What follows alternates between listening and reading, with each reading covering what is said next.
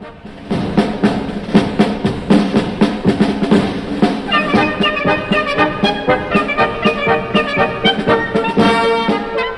morning, all. It's another beautiful day. Your attention, please.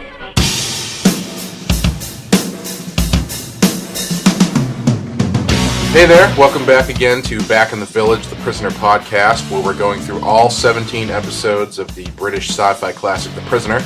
This week we're covering Many Happy Returns, which is appropriate because this will be going up on the 87th birthday of its star, Patrick McGoohan, who unfortunately passed away in 2009, so I guess there won't be any returning.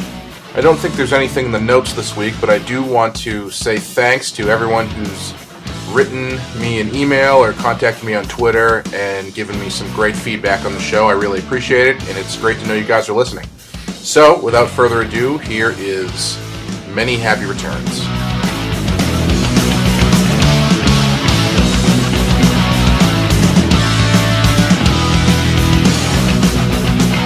Good morning, good morning. This is our first one in a while. We've had a couple weeks off. Well, they'll have been back by the time you hear this, but we haven't recorded in a few weeks due to, regular life kicking in. But snow. Blame it on the snow. Always blame it on snow, the snow. sickness, work, etc. All the great stuff. But of course, back again is Wes. Wes, how you doing? Good, Clay. How are you? I'm doing pretty well. Yeah, we just we're ready to go with this one. We've been off for a little while. And I'm back, and I got to tell you, watching this one after a little bit of a break was somehow invigorating or something. Or it opened my eyes, I think, in a different way. So I'm ready to talk about this one. Interested to hear that. Many happy returns. But today we'll be talking about Many Happy Returns, which is episode 7, I think, in the order we're watching it. And the writer of this one is Anthony Skeen. And the director, I actually didn't realize this when I was watching it, but this is pretty interesting now. This is directed by Patrick McGoohan. Yep, pseudonym. Under the pseudonym Joseph Surf. Is that a Soviet thing reference? I don't know. I think it may possibly be a literary reference. Oh, okay. I just think of Stalin and then Surf. Like the poor workers in like a feudalistic system. Yeah. So I didn't know if that was some kind of Cold War commentary. Yeah, I can't exactly remember. I'll look it up and put it in the notes because clearly I'm not, ready to answer that question.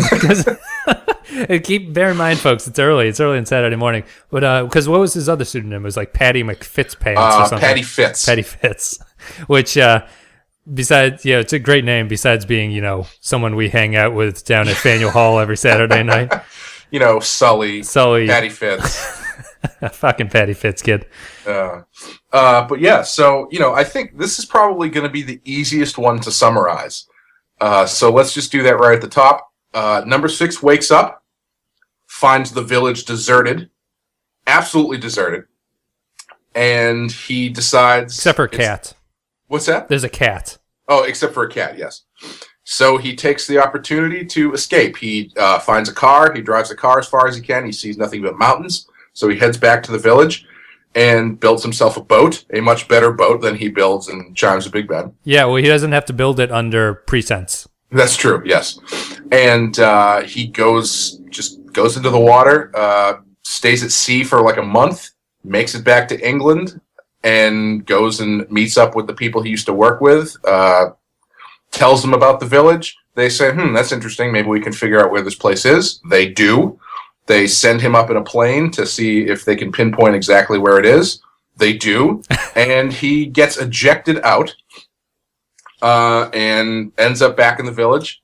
And then the power comes back on, the water returns, the village returns to normal, and that's it. Yep. That's pretty much the whole episode. What did you think? Oh, this is the first truly great episode of the show that I've seen. Mm-hmm. I thought this one was really fantastic on a bunch of levels. First of all, I'm a fiend for good titles in shows. I love the title for this one. It works on a couple levels. The way it's shot, directed by McGoohan, who I think might be one of the series' best directors, because I noticed that when he directed the last one. I forget what show that was. And it's also, it tells you a lot about the world that we're in. Yeah. And it's also plotted and scripted really strongly, to the point where my questions that I had after the first time I watched it were answered in a second watching. Okay. And I think it's a really cinematic episode too, which is helpful. Oh, absolutely. I think the biggest, one of the biggest takeaways from this is it's interesting to watch this episode now. I think this whole show it's interesting to watch through a modern lens, but it's even more interesting to watch when you think about the time in which it was made, because they do a lot of weird, out there kind of things, but this might be the most experimental episode they've done for one reason, and that's it's a television show in the 60s where, most television shows at the time are very talky. Anything that has a plot has a lot of exposition built into it, et cetera, et cetera. Yep. This episode does not have a single line of English dialogue for 25 minutes. Yeah, yep. And that is practically unheard of. Yeah, it's it's probably a relic of you're not shooting TV shows on location back then, I would assume, as much as you are shooting them in production sites, right? In sound stages. So, the television sort of developed out of a theater system of teleplays. That's why they're called teleplays. Right. Because you have one set. Think of like a Friends episode, the coffee shop or the apartment. You put your characters into it, and you try to shoot as interestingly as you can to make it not seem that much of a set. And this one breaks with it, and this one must have taken a long time to produce because it's very production heavy in the sense that they're using a single camera shoot here to cover a lot of ground. Mm-hmm. Yeah, and they're doing on location in Port Marion, on location on the water. Yeah. You can argue about how far out they actually go for that. Well, he definitely got wet. Yeah, he's out there. Then on location in England. Yep. And it's actually, they do so much on location in this episode that when they do cut to sets, it's kind of jarring. Yeah, yeah. On location in an airfield. Yep. But it was actually funny because when he goes and he meets up with the people he used to work with, the cut to a set was so jarring for me that, and it was so clearly another set that they had used on the show before, that I was like, oh, well, he's obviously already back in the, it felt like he was in the village. Yeah, just because you've seen it before. Right. Is that the set you're talking about when he's talking to those two guys, the general or whatever? Yeah, they're like on a balcony, and I think it's probably the same set they used in A, B, and C for the party. Oh, yeah, that's probably true. I also felt like it was familiar to the one where the woman, the female professor wife. It felt like that right. Room a little bit too. I might be way off. I'm sure it was. Yeah. It probably was.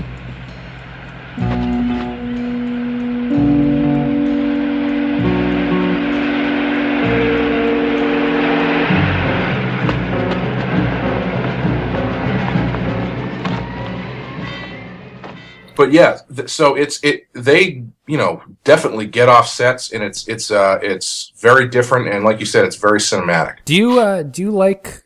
I have a super soft spot for movies with no dialogue. They're like, did you ever see that Robert Redford movie that's on Netflix right now?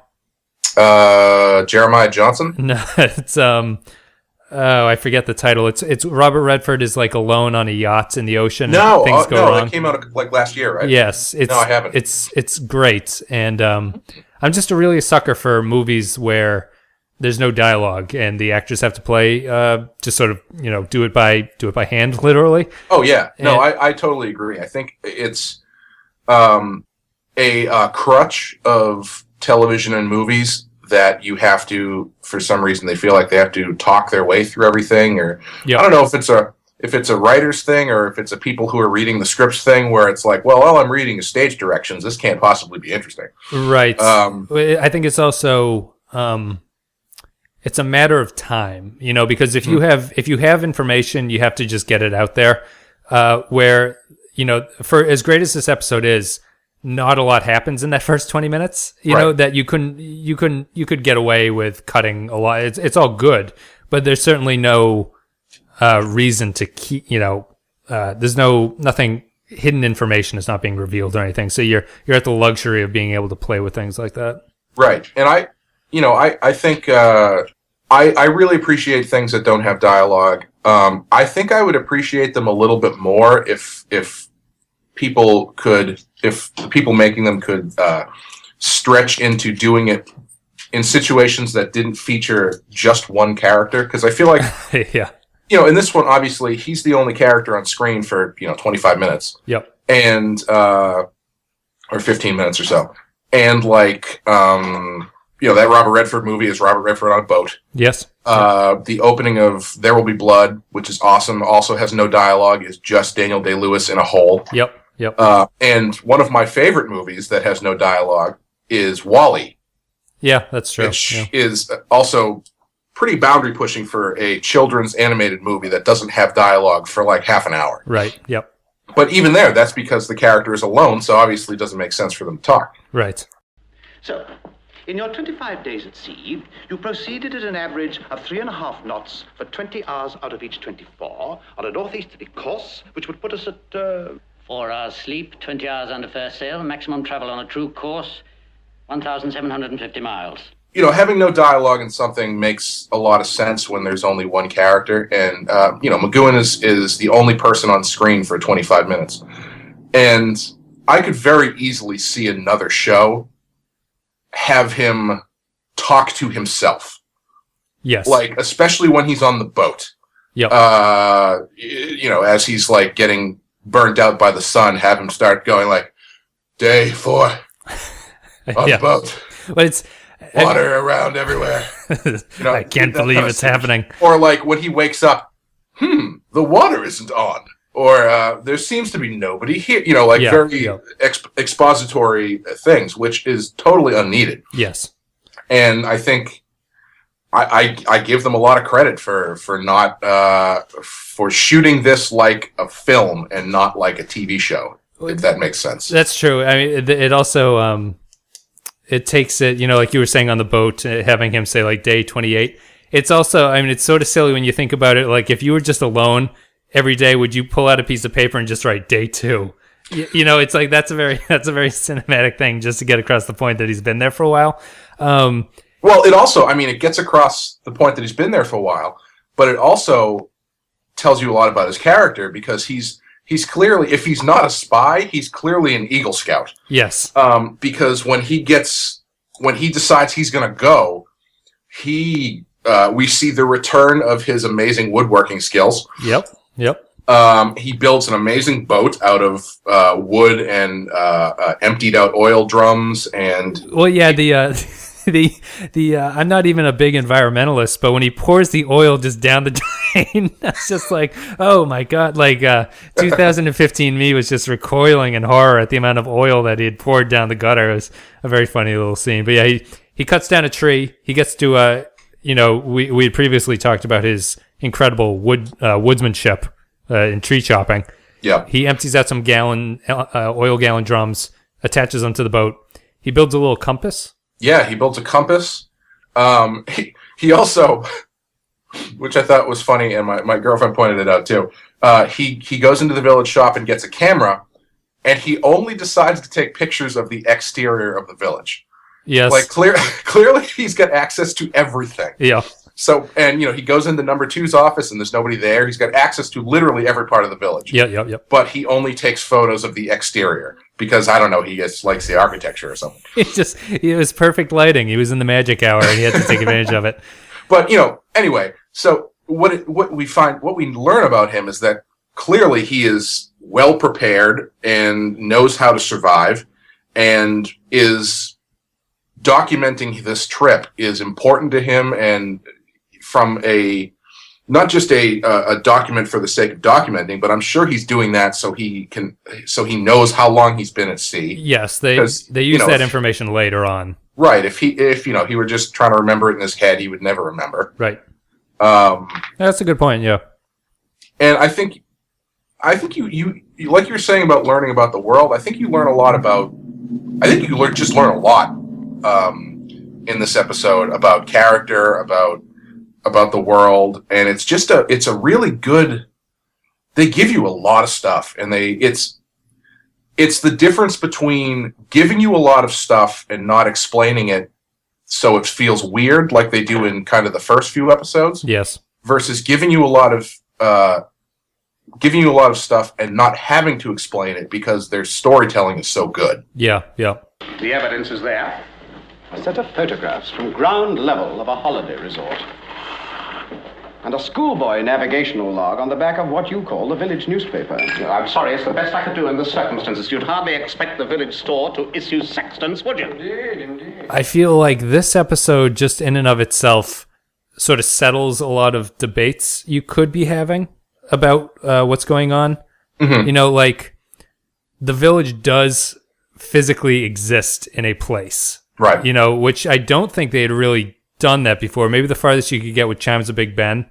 Mm-hmm. But even then, at a certain point, you're kind of like, is everything just happening in this area? You know, you never get the sense that he might actually have left. Right. You know, like, but this one makes it very clear that he has left, and yes. it is possible to go back to it. Yeah. It puts the village in a space I was not really anticipating it being, which is on an island off the coast of Spain. Right. There's a definite sort of, you get a bigger glimpse at his organization that he worked mm-hmm. for.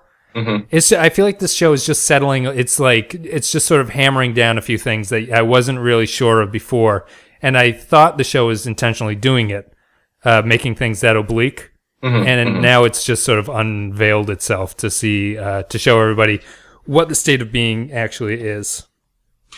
Yeah, I feel like. Yeah, it's interesting because they do pin it down to a place, and it's not anywhere. It's the complete opposite of where they said it was in Chimes of Big Ben. Yeah, was that near Poland or something? Yeah, I think she said Poland, close to Poland. And which makes more sense with the communist thing. I want to just, can we take a little side break here? I want to talk about something. Sure. Someone had mentioned on Twitter. They were just sort of bringing up a thing. We had been joking about like why a Pole or Czech mm-hmm. would be present, and someone on Twitter had just mentioned, you know, like it's obviously a reference to the Soviet bloc, which makes sense. Yeah, and I definitely agree that that's what they're doing, but the show itself never says this, you know. So I don't know. Am I supposed to believe that this is taking place in a world where the Soviet bloc is actually happening? Is that what the other is that they keep referring to? The other... In this episode, they keep saying he doesn't know what side the village is run by. Oh, yeah, right. I think so. I can only assume that it's in reference to the Soviets. Okay, and so in the universe of this world, that's what they're talking about, even though they never explicitly say that they are Soviets. Yeah, I think... I'm going to say yes, and I actually think that's a good choice. Because I feel like once you make especially at the time, the Soviets were such a clear villain. Yep. That I think bringing them into it by name would skew it. I think it would take some of it would turn it into a regular spy show a little bit. Okay. That's my point. If they don't do that, and they keep it more mysterious about what's going on, mm-hmm. I just think it's an interesting dichotomy where his Czech or Pole line sort of makes less sense in that context. You know, you kind of have to operate under the assumption that they are Soviets in this show, even though the show is trying not to make that clear. Which mm-hmm. is a little bit conflicted, I think. But I mean, I understand what they're trying to do. But I think criticism of the show from a historical perspective maybe isn't the best way to go about it, even though it seems to make sense. Does that make sense? I think so. I think this show, I think it's difficult to criticize this show from a historical standpoint, because this is going to sound kind of weird, but I kind of feel like this show is a little timeless, because it is so... The general look and the general feeling of the show is not pinned down to a 60s Cold War spy show. It's not pinned down to a anything that you can really relate to visually. Right. So I feel like it's difficult to criticize it from a historical point, because I think it exists very well outside of it. Yeah. If that makes sense. No, I agree with it. I think we're on the same page. Yeah, with that. So. It's just an interesting. I don't know. I guess what I'm trying to say is I don't know how intently the showrunners and show creators are trying not to have that be the points, and they're just so of the moment that they can't help. It would be like if we in modern day made a show about terrorism, but we were like steadfastly refusing to identify the source of terrorism in the show. And you'd be like, you'd look at it in 20 years, or, hopefully in 20 years, and be like, they're obviously talking about like Islamic terrorism. Right. But it's weird that they're not bringing it up. Well, I think the obliqueness, as you're saying, about the Soviets, I think it's definitely a choice, because I think if you, to kind of crystallize what I was trying to say before, I think if you bring them in by name, then who runs the village becomes a bigger plot point. Yeah, right. That's true. Yeah. And that is not the point of the show. Yes. That being said, when he escapes, it has to be a plot point, because it's not like he can escape, go to the guys that he worked for, and then be like, oh yeah, that's weird, and just never talk about it. Right. It has to be that has to be a something that is brought into the conversation. Otherwise, whoever's watching it is going to go, well, why don't you tell them? Why don't they care who runs this place? You know what I mean? Right. Exactly. They have to be suspicious of him coming back, because otherwise it's just sort of like, oh, welcome back. That's weird that you were held captive in a village for a long time. But so that I agree, that makes sense. It's just kind of an interesting conflation of the real world and the non-real world, which I think is what the show is trying to be more closely aligned to. So yeah, it's fascinating. Anyway, I just thought that this episode in particular was just it was the most real world of all the shows so far. Can't you give us anything more on the boat? No name? Would you advertise if you were gun running? No, I would not. I most certainly would not. Would you, Thor? No. You satisfied?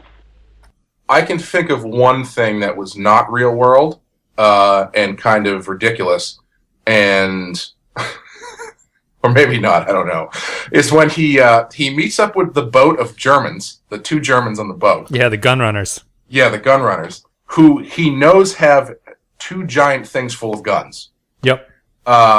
He uses the opportunity to have a gratuitous and takes those guys out, ties them up in the room with the guns. With the guns. Well, it's like you were saying, McGoohan was opposed to using guns. It makes no sense in context. Well, it makes sense that Six doesn't use the guns. Okay, you just don't want them in that room. Yeah, the fact that he goes through the trouble of setting up this elaborate smoke trap. Yep. Just to separate them and beat the crap out of them. Then he ties them up together in the same room, which also has two trunks of guns. Yep. However, that's not the unrealistic part, because, hey, that can be chalked up to a guy's been at sea for 2 hours, or a month or something, et cetera, et cetera. Yeah, he's delirious, yeah. The unrealistic part is that when those guys wake up and then free themselves, they don't take the guns with them to kill the guy that just took over their boat. No, they go attack him and then take the gun out of the drawer of the bridge or wherever they are. Right. And it is because they have like M16s or something in the box, and they're just I could be wrong. I thought I saw like a small grenade launcher. I don't know, but They did the thing where the quick edits kind of impacted the. It says it on top of the box, but when they cut to show you the guns inside, they do it real quick, and it's kind of hard to identify what they are particularly. Yeah. But I mean, I'm just making a joke. It's silly. That logic in that scene doesn't make a lot of sense, but I don't really think it impacts the stuff on the boat, which I thought was great. No, it is great. I thought the other. I think the boat stuff is really good. It's probably the best fight scene the show's done. But I also enjoyed the fact that, like, as you're saying, to lure them down, he sets a fire. Yep. And so the first guy goes down. He knocks him out. The second guy comes down, goes in there, and honestly reacts to the scene like, "Oh, Fred, like you lit your oily rags on fire," and he's trying again. He's just trying to like clear the rags off, and then there's about 3 seconds before McGoohan gets to him. And I just thought it was funny that he took it as sort of like, "Oh, geez, like you lit your rags on fire again. What a predicament!" Instead of being suspicious about why these rags are on fire. Yeah. And I like that he was, on that boat for, let's say like an hour, and he ended up being close enough that he could swim to shore. Yep. But when he gets to shore, I actually thought there was a good bit of misdirection there, because I'm pretty sure those cliffs that he comes upon are very clearly an English thing. Yes. Well, he's in England, right? But the little bit of misdirection that I liked was when he climbs up there and he meets those gypsies who seem to. I assume they're not. I apologize if I'm not worldly enough to pick it up, but I assume what they were speaking was like gibberish. Yes, that's a real. Although anything other than English sounds like gibberish to me, because I'm a stupid American. They're speaking classical English. No, that's a very European thing. I think it's only misdirecting to American audiences. Okay, I guess. Well, the reason I thought it was a misdirection was, I liked the idea that he got to land, and it wasn't immediately clear where he is. It wasn't immediately clear where he was, and it wasn't immediately clear that he was in England. Even though, like I said, I think those cliffs are pretty clearly England. Yeah, the cliffs are. I mean, the people are sort of dressed in English wear. It looks. It couldn't look any more British. When he shows up. But what I think that is that, like, those gypsies are kind of a European thing. Mm-hmm. So I think it's only sort of. It's weird. It was weird to me, but I think it's really just a sort of European thing, really. Okay. And I don't think it's intended for them to be that. I think it's just intended to them to not be super helpful to him. Okay. Well, because the other thing I was going to say was I like that they kind of, after that scene, they very quickly show you where he actually is. Yes. Because he comes across the policeman, who's very clearly an English policeman. The bobbies. Yeah. Yes. Yeah. Directing traffic. Yeah, in the middle of nowhere. Yeah. He just like peeks his head through these trees, and there's an English policeman standing on this like remote road directing traffic. Yeah, not even at an intersection. He's just sort of in the road, like waving people down it. But yeah, he's definitely made it back to good old England, which is nice. And then he sort of hides in the bushes and hops onto a lorry. We'll use other proper terminology, and immediately falls asleep. Yep. And when he wakes up, he is in the middle of London. Yeah, and I have to say I don't know if this is like a permanent thing. They shot some of like the ugliest parts of London. Yeah. Like, I was really unimpressed with how the locations they chose. They shot in like, maybe this was like the 60s, in America when we were just building everything like concrete boxes, like that weird architectural phase. And maybe they were impressed by that at this point, because everything they shoot is a very modern-looking building that's very angular, and it's like, wow, you're in one of the oldest cities on Earth, and you're shooting like this weird section of it. I just thought it was a strange choice. Well, it is interesting because, as someone who's never been to England, I don't know what that section of England that he shows up in was. Yeah. I'm assuming it's the sort of bureaucratic center or something. Yeah, but the thing I found strange about it was, I mean, obviously you know he's in England because of the cop, but when he gets out of the truck, he's not in anywhere that, to me at least, has a landmark. Oh, right. They don't You know show what like I mean? Big Ben or anything in the Yeah, background. like in Chimes of Big Ben, obviously the point was to get to Big Ben, and so you hear the clock, and which is a very clear indicator of where they're supposed to be. Yeah. Here he just gets out and, at least to me,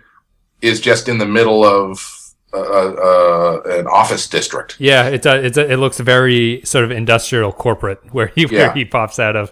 Which is, but I guess maybe those monuments are famous, but it's my ignorance too. I don't really know. Oh, that's right. They do cut to one monument that it was, again, being ignorant of the country is an archway, which is, I don't know what it is, but yeah, it's probably any of our English listeners can feel free to inform me what that is. I know a lot about English history. It's probably a memorial to their Nazi past or something.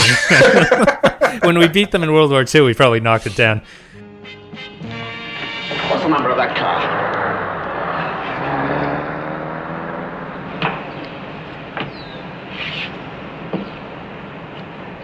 Terribly interesting. KAR 120C. What's the engine number? Do tell me. 461034TZ. Marvelous. I know every nut and bolt and cog. I built it with my own hands. Then you're just the man I want to see. But yeah, so he from there he goes home. He goes back to the house that he lived in. And when he gets there, he finds out somebody else owns it, and he lives in apartment number 1 too. He does, which is nice. I believe his apartment is number 1 Buckingham Place. Yeah, and I don't want to. I don't mean to just have this be like Britain is wacky, but are 10-year leases the common thing in Britain? I have no idea. Why don't you just buy that house? Well, clearly because he was going to go on vacation after he resigned. But yeah, the woman who runs the place, named Mrs. Butterworth, also has bought his car. Is Butterworth a thing over here? Is that like a brand? I was just laughing every time he called her Mrs. Butterworth. It's over here, meaning America. Are you? Yeah, isn't it like a pancake or something? It's a pancake syrup brand. Okay. That's excellent. Yeah, he meets her, and we also get another glimpse into number 6. We learn that he built his car. Correct. Yes. Which is he's just all over the place with his skills in this episode. Yeah. I mean, the thing that I found is that maybe number 6 wasn't a spy. Maybe he was just the guy who was like the engineer for the spy place, and he just knew a lot of shit. Yeah, he's like the only honest mechanic in London or something, and they just want to know his knowledge. And he knows everything. He knows so much information. He knows everything about the car. He knows the engine block number on the car. I think he says at one point. It's just really crazy. Well, I find that stuff interesting because if we hadn't had 6 or so episodes of him up to this point, that would seem crazy. But clearly, he's a guy who is very sure of himself and his things. Yes. And he knows everything about them. And like when he gets into once he gets into the house, Mrs. Butterworth lets him in and is very welcoming to him. He says to her, "Bear with me for a minute. This is going to sound strange." And then he just lists off a bunch of facts about the house, like very specific, specific to the point where, it would be one of those things that in another show they'd be like, "Tell me what you know about this house and prove to me that you're not the clone." Yes, you know what I mean? Yeah, right. Although and she's like, I know, I understand, I believe you. And that stuff comes across to me as not only is he someone who is just generally assured in every aspect of his life. Yep. Which is also really fascinating. We can get into that in a minute, but it comes across as something that he probably made sure to remember while he was at the village, because whether or not he knew that stuff beforehand and it was just something he remembered, he made sure to remember it because it's a bit of himself that he needs to hold on to. Yeah, that's a good point. It would ultimately destroy my point of it, where I found it hard to believe that a guy who would build his own car would allow the shower handles to be backwards without fixing them.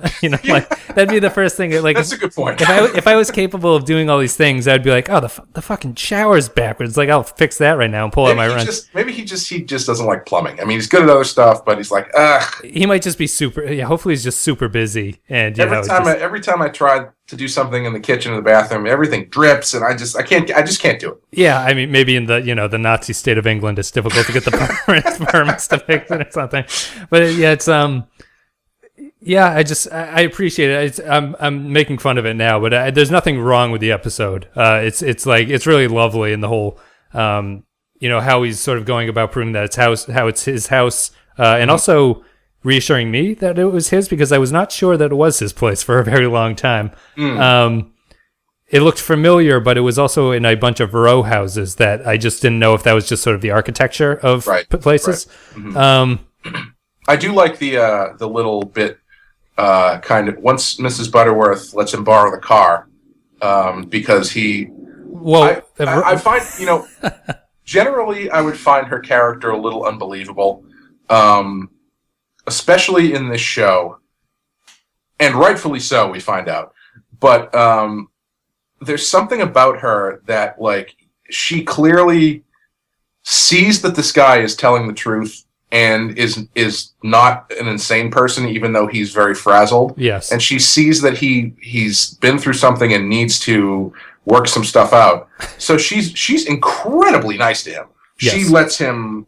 She feeds him. She lets him eat the whole fruitcake. Yeah, he eats like 8 sandwiches, an entire fruitcake.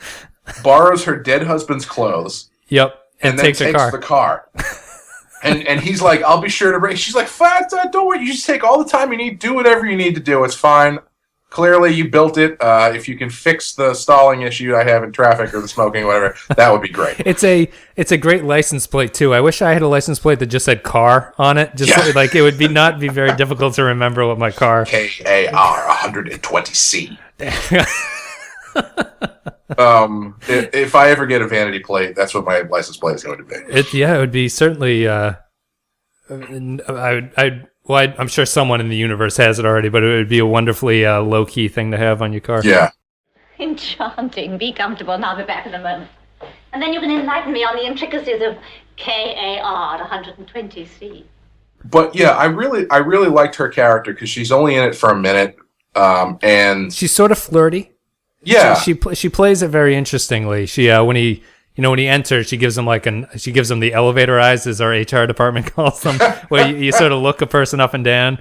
Yeah. She's very friendly with him. She's very helpful to him.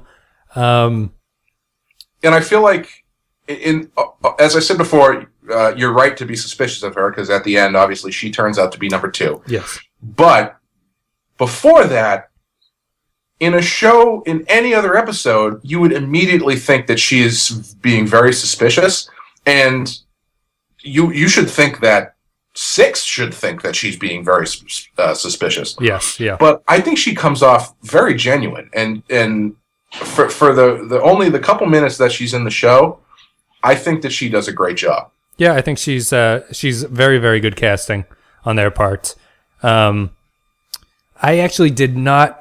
Did I think she was number 2? I didn't think she was number 2 for a while. Yeah. I was more suspicious of his old bosses. Well. Let's see. Do I talk about this now? All right. I think I'm going to talk about this now because it'll help you. Since you haven't watched the show, it might help you. It might give you a different way to watch a future episode. Okay. So. The guy who is there's the 2 guys that he goes to visit. Yeah. Who are Thorpe who work and for something. Thorpe and the other guy. Thorpe is number 2 in a future episode. Oh, really? Yeah. They don't ever talk about whether or not it's the same character, but it's the same actor. Which one is Thorpe? Is Thorpe the one that switches place with the milkman? No. Thorpe is the one who. Of the 2 main guys that he's talking to, Thorpe is shit. Does he have the fuller hair? One. He's the older one. Oh, the older one. Okay. Excuse me.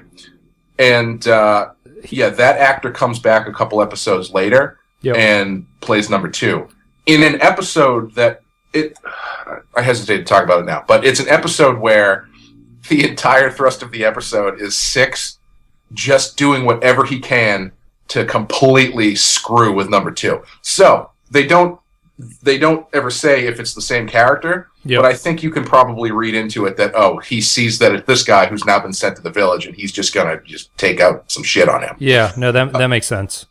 Anyway, that's, for the future. When he goes to see those guys, I would like to know, the only thing I would like to know is where on the chain of command, one of them is called Colonel.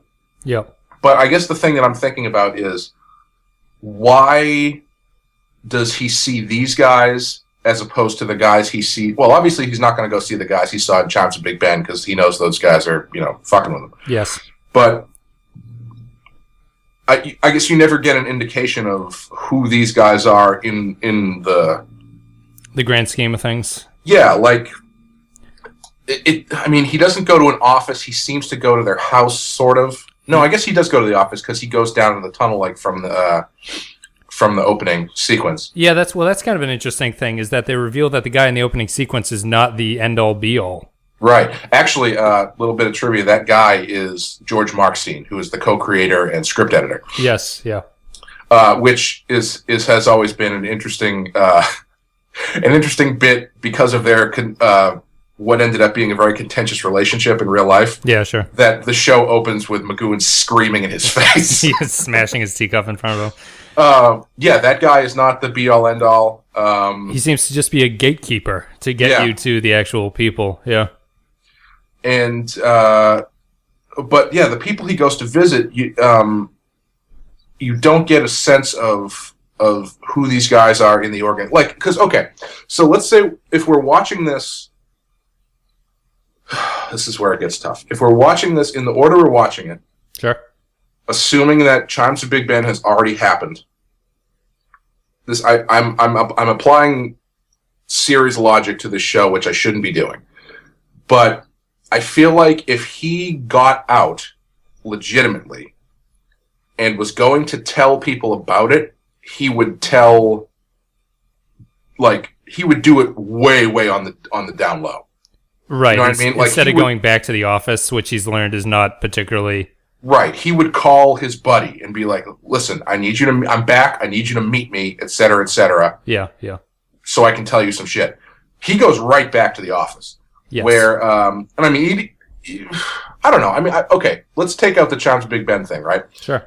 Even thinking about it rationally, I feel like I wouldn't do that. I would be suspicious to the end, especially if it came to my former employers, who may or may not be the people who sent me to this place. That's true. My argument here would be in Chimes of Big Ben, he sort of ends up somewhere. Mm-hmm. In this one, he actively seeks out these people. Mm-hmm. So I could see a bit of a difference here, like you were trying to say, where you would call it, like, phone a friend or something. Yeah. I feel like he kind of does that here. He definitely goes into the maw of the beast, mm-hmm. which might not be the best thing you can do.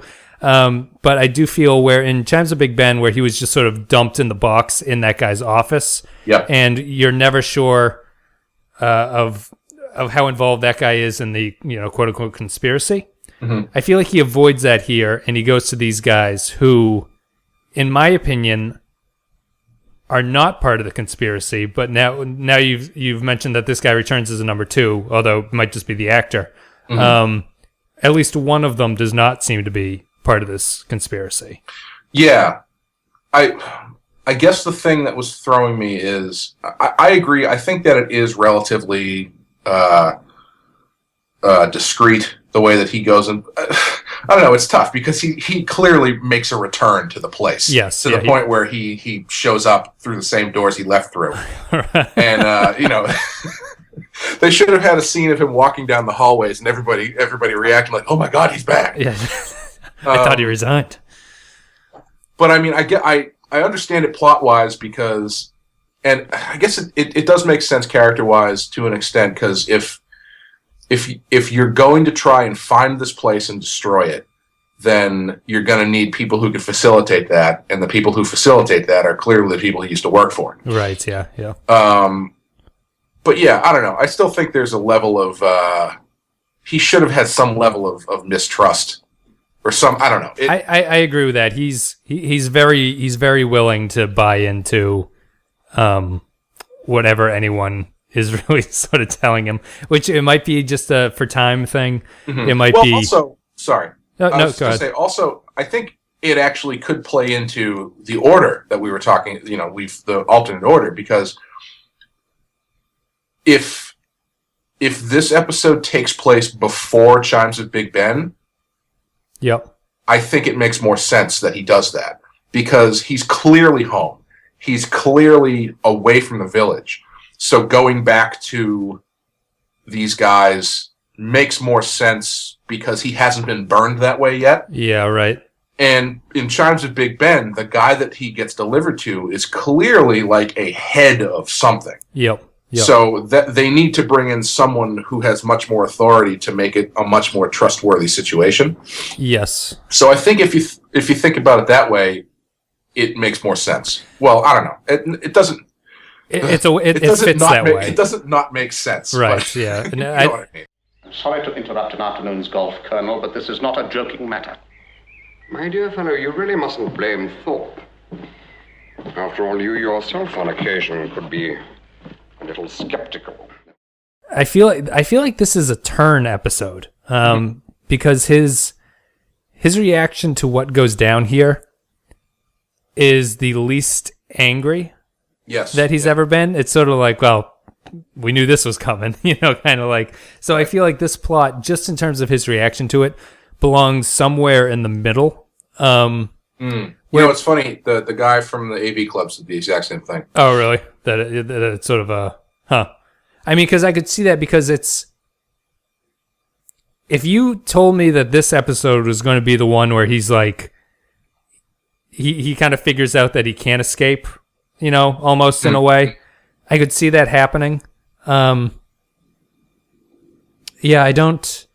Whereas in Big Ben, I feel like he's much more annoyed when he gets brought back. Yeah. So this one, I feel like just in terms of his reaction, this one belongs where it belongs. Although I could understand your point of it making plot-wise more sense if it went before Chimes. But it's interesting anyway.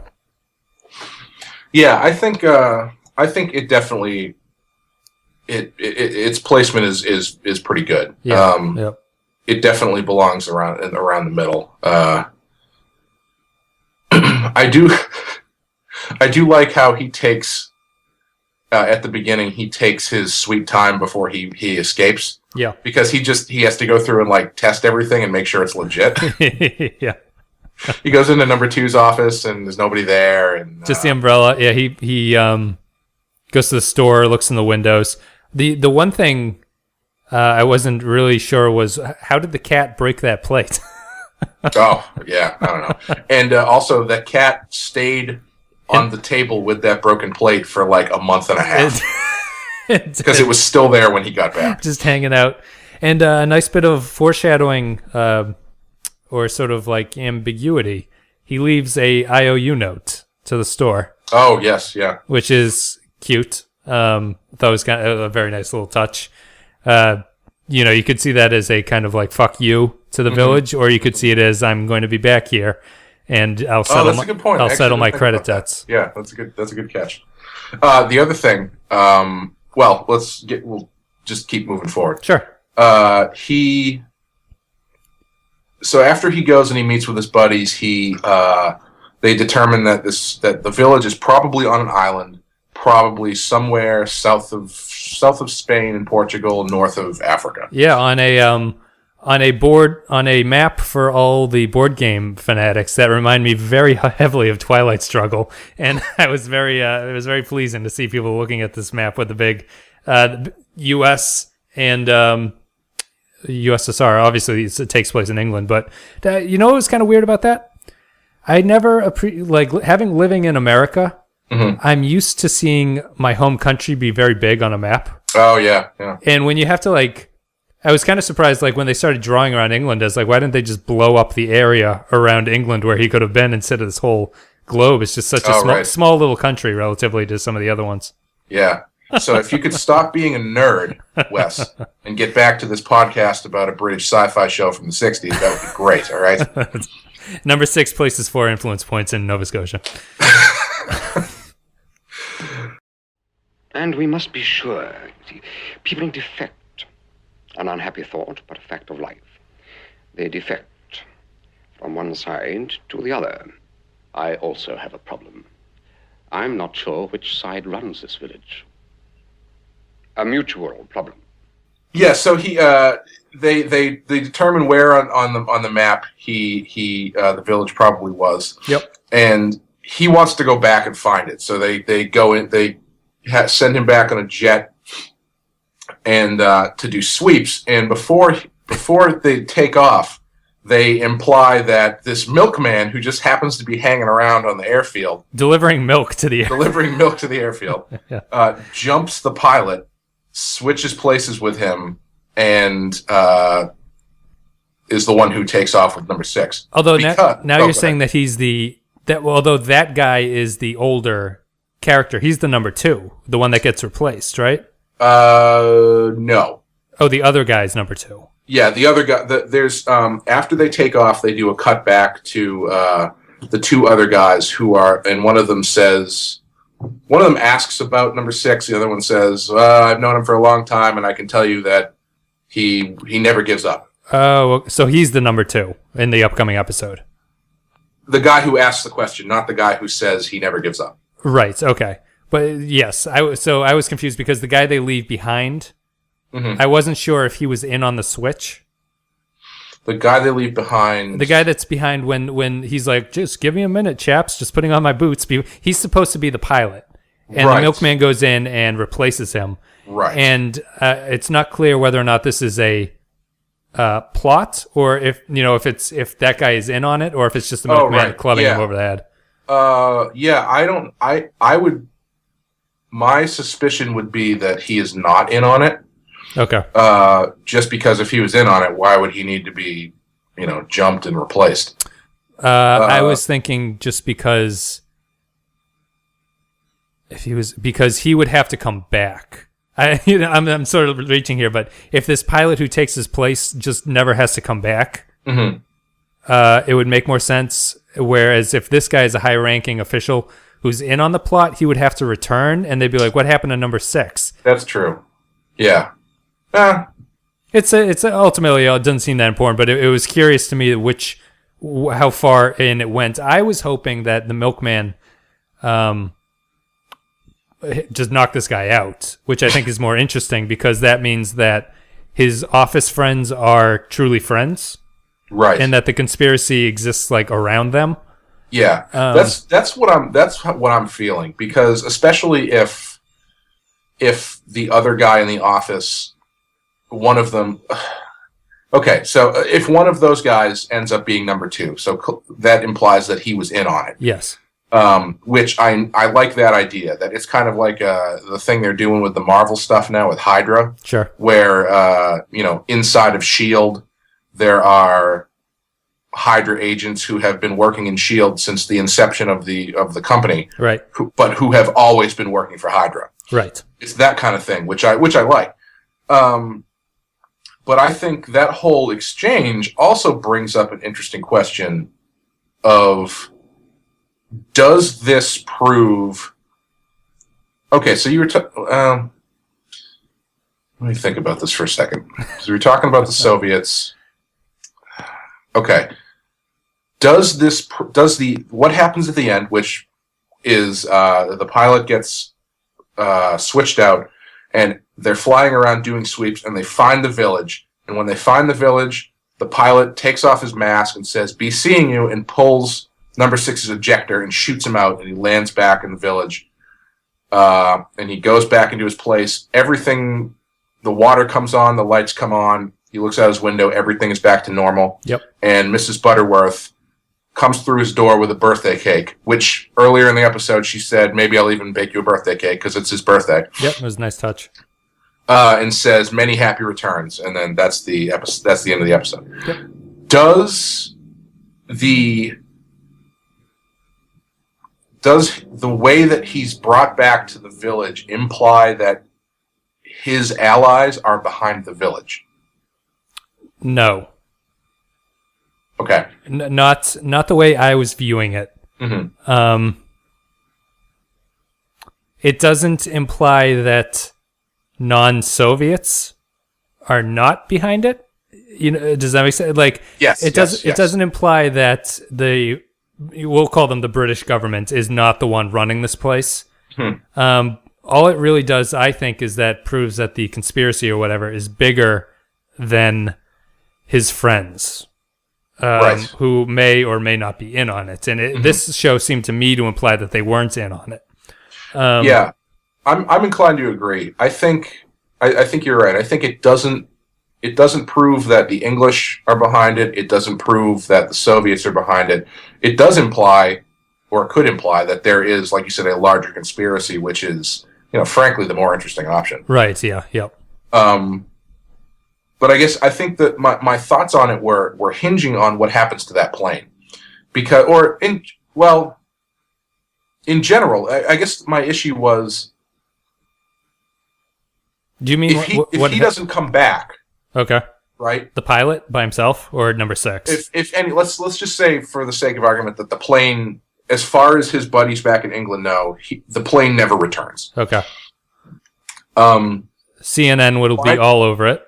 Yeah, well, not even that, but why don't they ever search him out? You know what I mean? Like, there's if his buddies are not behind it and this plane never comes back. Oh, I see what you mean. Well, they know where the plane went. Right, yeah. Why don't they try and find him? Or is it, a secret agent kind of thing where, well, he's probably dead. We may as well just, keep that thing in the resignation file. Right, yeah. No, that's a good point. That's probably... Or even, I guess... Well, I was going to say maybe they could assume that he defected or something, but even so, that would... why wouldn't they go back and search for him? But that's I guess true. That's where I was thinking about, well, does this imply that his buddies are in on it altogether? But I feel like... I feel like I agree with you that it doesn't prove anything. Yes. Especially given... if I remember correctly, how the next episode starts. But, we can talk about that next week. Yeah, sure. But yeah, I thought it was kind of an interesting thing, because it's like, it's a little detail, but it also adds to the ambiguity, because, either it's a detail they missed, or it's a detail they specifically didn't address. Right. Because, it's one of those things where, I think it's a world of the show thing, because in the real world, obviously, they would probably go looking for him. Yeah, yeah. But in the world of the show, that's not the story they're trying to tell. Yes. So I give this show a lot of passes based on that, and I feel like it's legit to give to talk about it that way. There's a lot of shows where I don't think you can do that. I think there's a lot of logic flaws that, really need to be addressed. But this show particularly, and by show I mean The Prisoner, not this episode. Yep. I feel like that is the universe of the show is so clearly defined that you can give it a lot of lesser nitpicky logic flaws passes. Yeah, that's the it's like the positive of it's a tightrope to walk, because if you're vague, you can get away with not really explaining everything, and plot holes can sort of be logically argued away, as in like, oh, this would be the cause of this happening. On the other hand, you can hit something like Lost, which I never watched, but it seems like the vagaries eventually overpower the show. Exactly. Right. And you hit this point where you're like, well, none of this even matters, so I don't know what's going on. So it's a definite tightrope that the show has to watch. And here, I wasn't even thinking of that, mostly because I considered the episode over. It's interesting that you brought it to light, and I don't really have an answer that I don't think the show gives an answer, but I think you can argue one way or the other. But yeah, I think it's really, in terms of the episode in and of itself, I just see it as sort of ending, and they no longer are looking for him. You know? Right. Yeah. Right. Well, yeah. I mean, I think it falls into the thing I've talked about before, where this is not. You can order it in any way you want to make it a serialized story, but this show is not a serialized story. Right. This show exists from the time the episode starts to the time the episode ends. Yep. Pretty much exclusively. There's not a lot of explicit holdover. So the fact that that he's back, and then next week it's not addressed that he's back and nobody's looking for him doesn't surprise me. Yeah. And we'll sweep as far as we can today, and then again tomorrow. And tomorrow. You're a stubborn fellow, number 6. James, you'll call me that once again, and you're liable for a bout in hospital.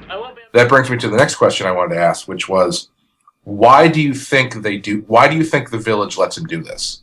Why do you think this is the plan? This is their scheme for the week? Yeah, ultimately it doesn't really do anything. They don't gain any knowledge. He doesn't get any closer to explaining why he resigned. I guess you could really just argue that it's them sort of exerting their will over him. It seems a great risk to take in terms of how far he actually manages to get. Right. But I don't think this is an episode in particular where the logic of what they're doing is really best applied to it. Right. I think it's more just of a sort of like thematic type thing that's going on. Yeah, I think overall this episode falls into that third category. We've talked about 3 categories of episodes on the show: the must break number 6, the metaphor episodes, and then the wouldn't this be kind of fun episode. Right. I think this kind of falls into the latter, where it's a good story, it's well done, but it's overall it's just sort of like a good concept to play with. Yeah.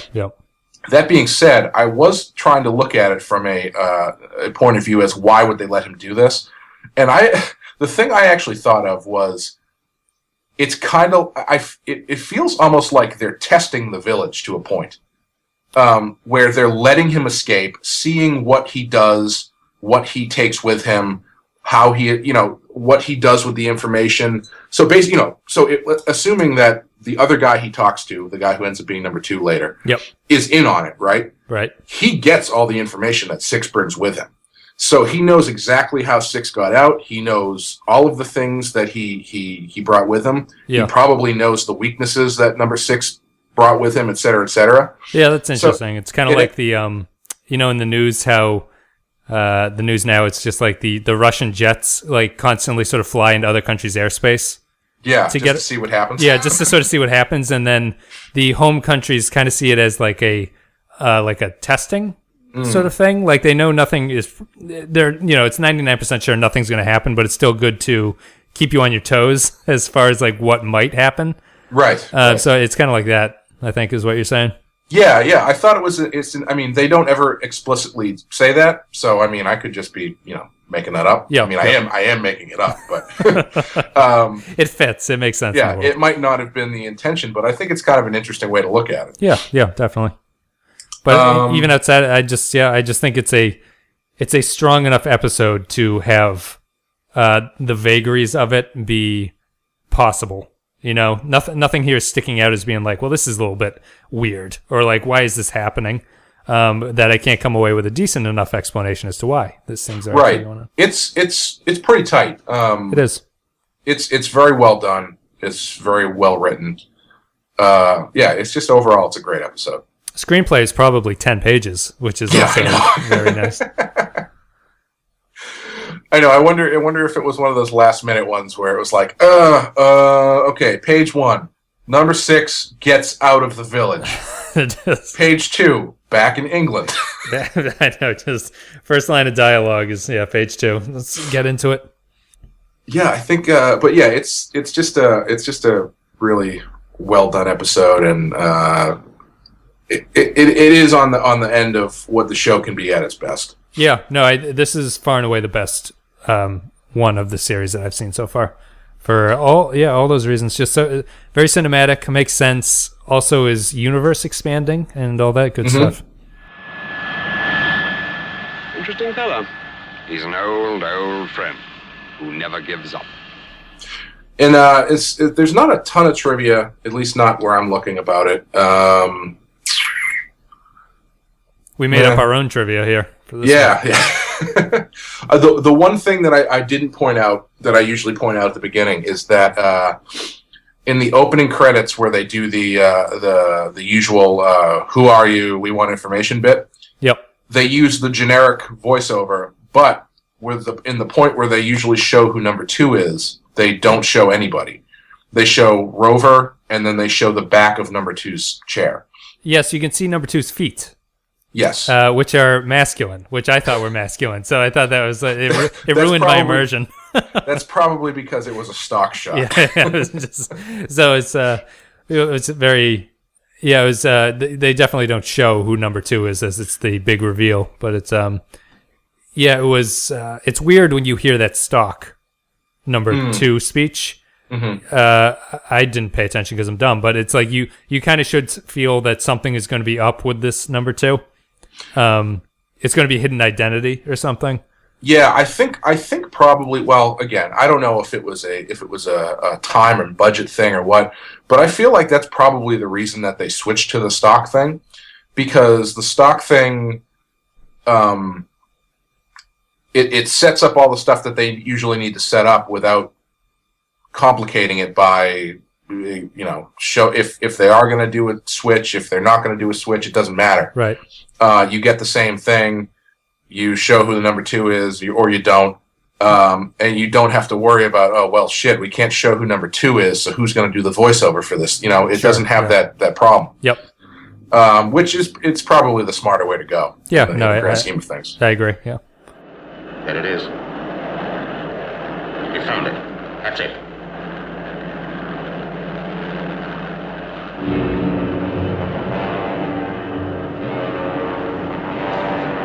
Be seeing you. But yeah, I think that's pretty much it on this episode. Do you have anything else you want to say? No, I thought it was a really good one. It was interesting. It's everything we talked about is really just a positive, and it's just really watchable. Mm-hmm. And yeah, I like McGoohan's direction style. I think he's one of the more cinematography focused of the directors that they have. Some of them are probably TV directors, and he brings a little bit of a different flair to the stuff that he does. Yeah, definitely. I'm surprised you didn't comment on number 6's reaction when he gets to England and is met by people who are speaking a different language. Oh, right. Yeah, I guess it really. That scene, I guess we're both really unsure about what that is actually supposed to be. If it, yeah, it's very weird. The weirdest thing that I thought, just from having been over in Britain a couple times, my family's from there, is that it made no sense for the dog to be on a leash. Oh, really? Yeah, I mean, it's just if they're out in the country, there's no way that dog is on a leash at that point. Well, that's just a holdover from when they were under the Nazi rule. That's true. It's hard to give up the chains once you've implemented them. And it was a funny dog to have too. It was like a greyhound instead of I would have pictured like a shepherd dog living out there. Yeah. It was just interesting. Yeah, just those poor gypsies. But no, I don't think I commented on it because number 6 did not seem particularly upset by them. But yeah, that's pretty much it.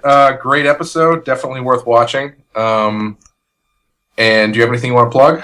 Sure. We're running through the Star Trek The Next Generation episodes on a podcast. You can go to thepenskypodcast.com, or you can search for Pensky Podcast on iTunes. It's up there. We just finished up a couple episodes of that, and they're going up. I do 2 every week. You can also check out YouTube. You can just search for Pensky File on YouTube. Bunch of game stuff, and the Star Trek podcasts are up there as well. Awesome. And again, I am by no means an expert in any of this, so if you have anything you'd like to correct me on or yell at me about, you can contact me at theprisonerpodcast@gmail.com, or on Twitter, we are @prisonerpodcast. Or you can check out the home website, which is backinthevillage.com, which is where I put all the show notes and all that kind of stuff. And it'd be great to hear from you. You get a decent amount of response to this on Twitter anyway. We've definitely got a few people who are listening and having a conversation about it, which I like. And no one has completely called me out on my ineptitude or ignorance yet, so that's a plus. Different strokes, different. Yeah, it's funny just how people view. Like what people watch in episodes is always kind of funny. You don't really, because you watch it through your eyeballs, and it's always funny to realize that other people have different reactions to things. And it's been interesting to read some of the responses about what people think about these things. Yeah, definitely. And I encourage that. I love talking about this. Otherwise, I wouldn't be doing this. So. But yeah, and in addition to that, I also have a webcomic I've been doing for about 5 years, which if you're into, post-apocalyptic hard-edge stuff, which is not The Prisoner, but if that's your thing, you can check it out at eatdeadmeat.com. And that's about it. I think next time we will be back with Dance of the Dead, I believe is the next episode. Ooh, good title. Yeah. So we will see you next time with Dance of the Dead. Boom. See ya. Thanks, guys.